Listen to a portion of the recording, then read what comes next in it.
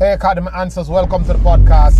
Thanks for joining us, thanks for listening in. And this is the Academy Answers podcast, a podcast that was born out of our blog on personal development, personal finance, success, happiness, reaching your full potential, creating something, because we believe that any sustainable form of health, wealth, happiness has to be based on systems and innovations. So it is system in terms of what system you have in your life that is going to take you from one level to the next level, and what have you created that will take the burden off your back, or in other words, that will stop you from trading time for money, because life is made up of time. Your time is your life, and if you are doing that trade, I believe that you subsequently, in most cases, would have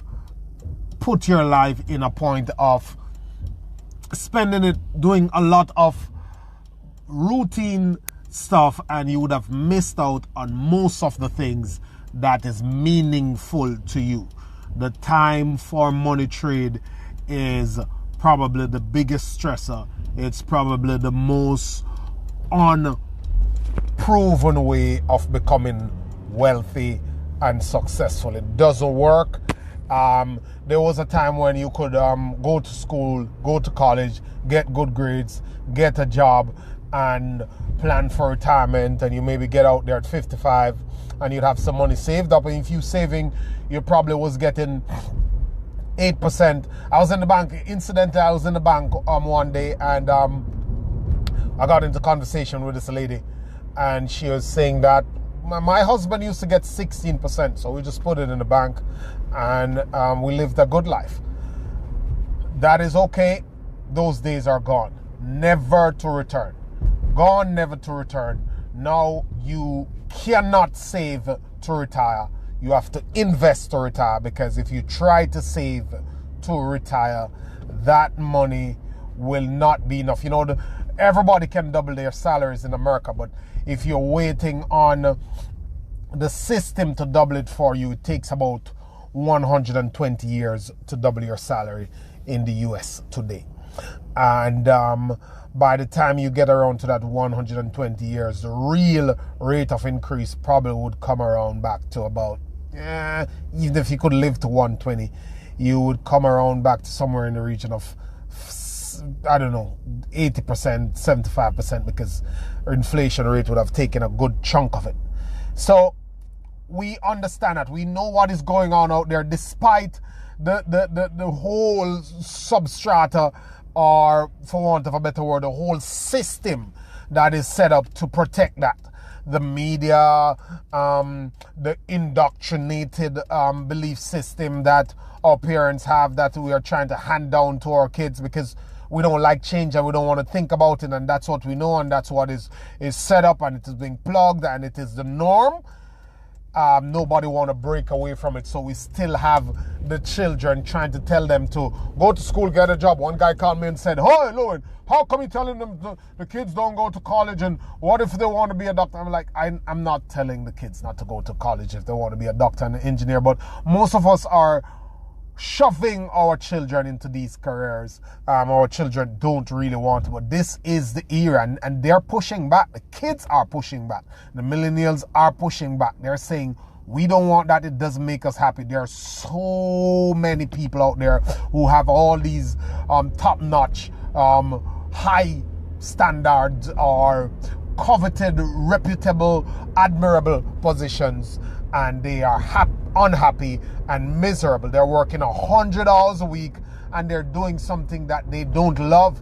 They're doing something that means nothing to them. They're burnt out, they're frustrated, but they have had to give up on their life and on their happiness, and they're using toys, they're using expensive stuff, they're using alcohol, they're using drugs to soothe the pain that they are being compressed to live under, because now they have amassed all the social trappings and material things to go along with the positions and the careers that they've chosen, and there's no going back, and they're so depressed and so tired. They're happy doctors, they're happy engineers, they're happy lawyers, they're happy everything. I'm not talking generally, but I'm just saying that a lot of us have been pushed and shoved into these careers for a paycheck, and a paycheck will never make you happy. Two highest level of human emotion, of the human need, are the need. First is the need to be recognized, the need to feel a part of, the need to feel important. And the next one is the need to feel like you are doing something meaningful.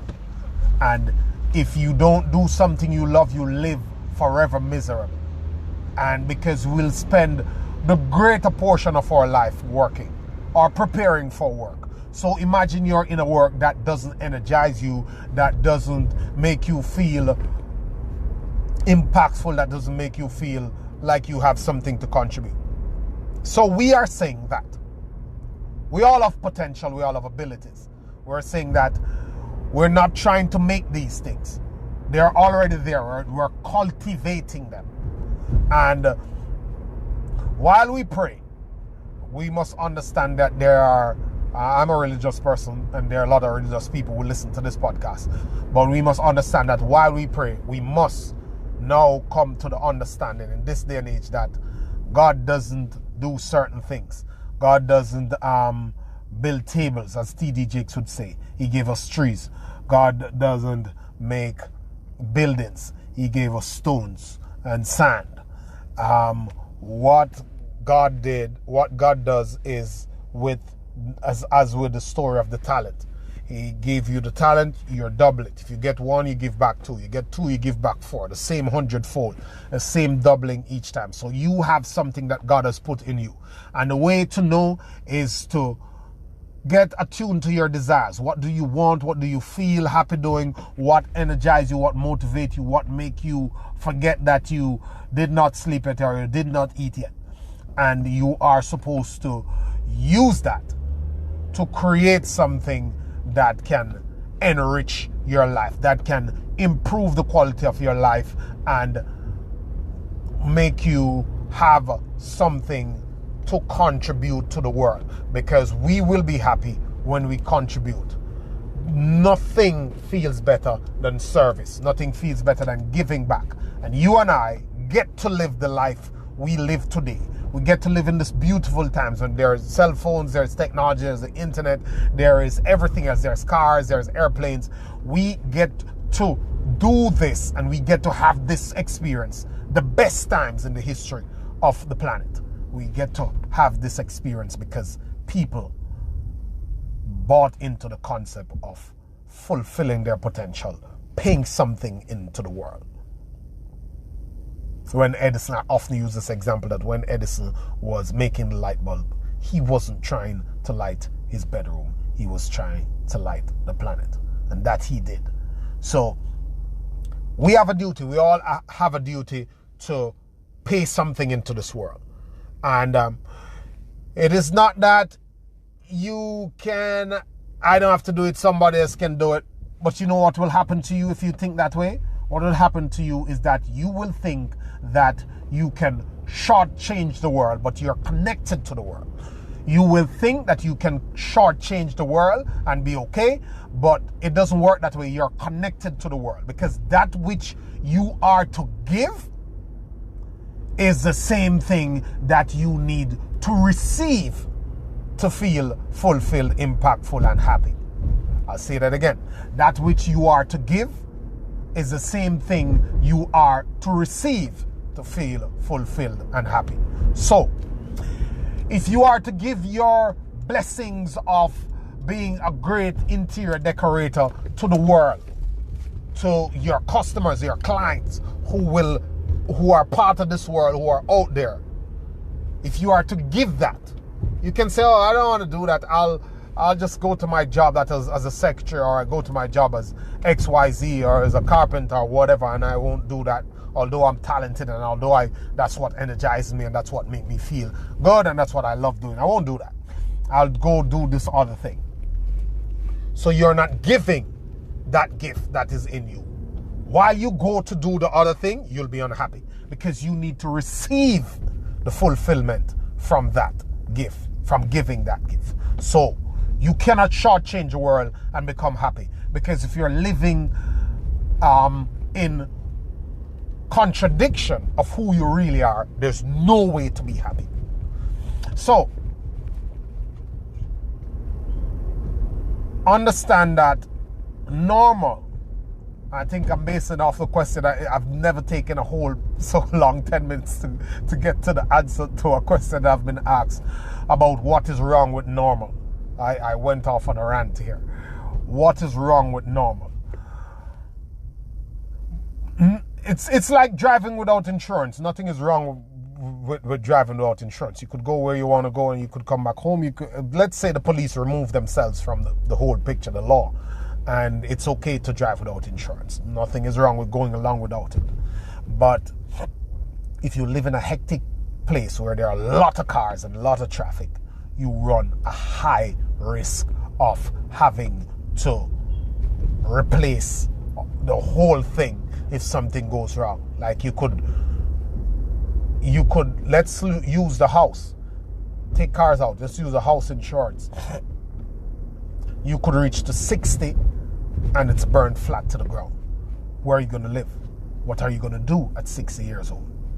How are you going to replace it? Normal is like lack of insurance. It is assuming that everything will be okay.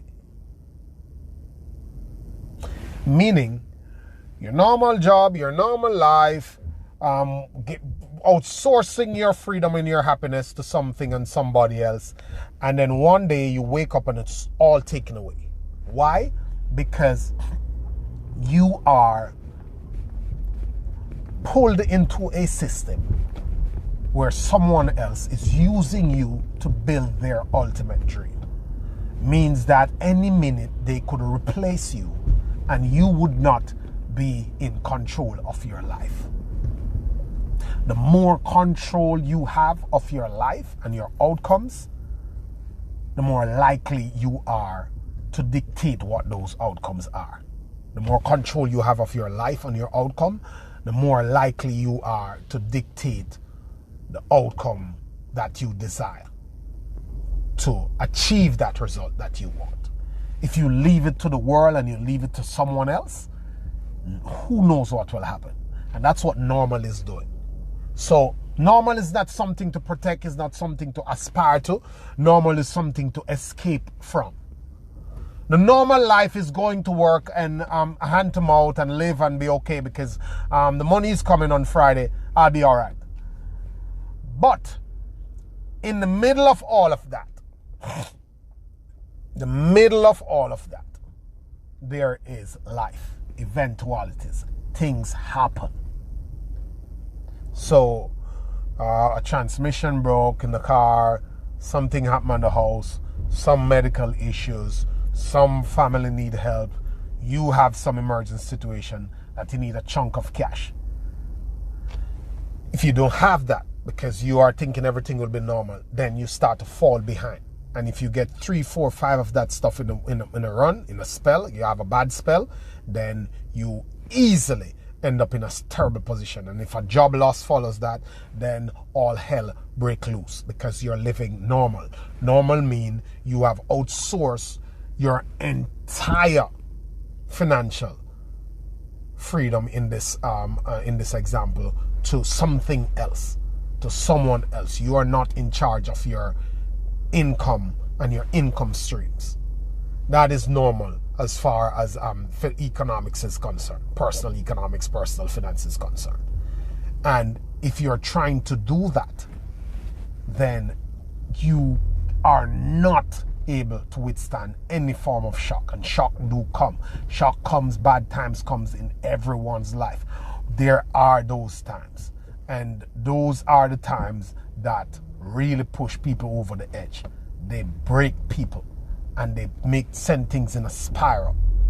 So normal doesn't have college tuition in it if you want to send the kid to college. Normal doesn't have change in the car.